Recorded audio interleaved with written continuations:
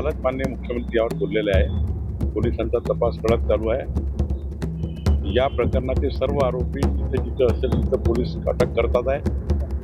या प्रकरणाची पाळेमुळे खोलवर आहे. जिथं जिथं जो आरोपी या ठिकाणी असेल त्या आरोपीला शोधून काढून कारवाई करतात. पोलिसांना वेळ द्या ना. मी किंवा ओवेसी किंवा अजून कोणी बोलण्यापेक्षा पोलिसांना बोलू दे ना. तपास पूर्ण होते, पोलिसांना बोलू दे, पोलीस बोलतील. जिल्हा रुग्णालय आहे, जिल्हा ठिकाणी होत असतं, पण मागण्या वेगवेगळ्या आहे. अचलपूरला एक मेळघाटचा भाग जर पकडला ते एक चांगलं रुग्णालय असलं पाहिजे. मी आता काही चॅरिटेबल संस्थांशी बोलतो आहे. टाटा इन्स्टिट्यूट आहे, लता मंगेशकर हॉस्पिटल आहे.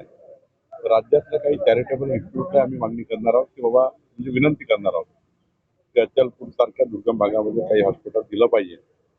आणि जर गव्हर्नमेंटचं असेल तर गव्हर्नमेंटचा विचार करू, पण अचलपूरला असलं पाहिजे. पण हे जे आहे हे मेडिकल हॉस्पिटल हे अमरावतीकरता मंजूर झालं असल्यामुळं जागा एखाद्या वेळेस मागं पुढं करता येईल. पण अमरावती शहराचं हॉस्पिटल किंवा अमरावती मुख्यालयाचं हॉस्पिटल दुसरीकडे वळवण्याऐवजी अचलपूरला काही नवीन पर्याय काढता आला पाहिजे. त्याचा विचार सरकार करणार आहे. महायुतीच्या बैठकीमध्ये महायुतीच्या आमदारांनी त्यांच्या पक्षाध्यक्षाशी बोलूनच त्या ठिकाणी कुठली भूमिका घ्यायची आहे असा निर्णय समन्वय समितीमध्ये झाला आहे.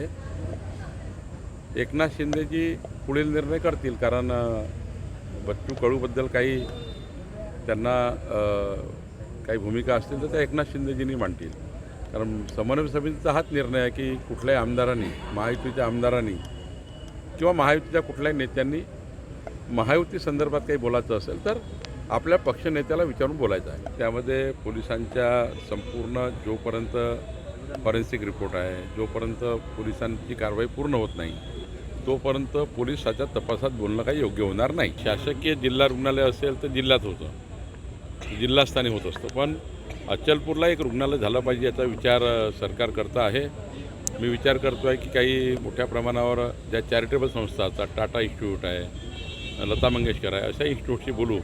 पण अचलपूरला हॉस्पिटल झालं पाहिजे का? झालं पाहिजे, कारण मेळघाटपासून सर्व भाग हा अचलपूरला जोडलेला आहे. नाही, कोणी असेल तरी पोलिसांनी नियमाप्रमाणे कारवाई केली असेल, पण त्यामध्ये पोलीस शोधतील. काही आक्षेपाने बोललं गेलं का? आक्षेपाने बोललं असेल तर ते त्याच्या कुठल्या कलमानुसार कारवाई करायची ते पोलीस करताय. शेवटी पोलिसांची कारवाई पोलिसांना करू दे. त्यामध्ये मी काही बोलणं योग्य नाही.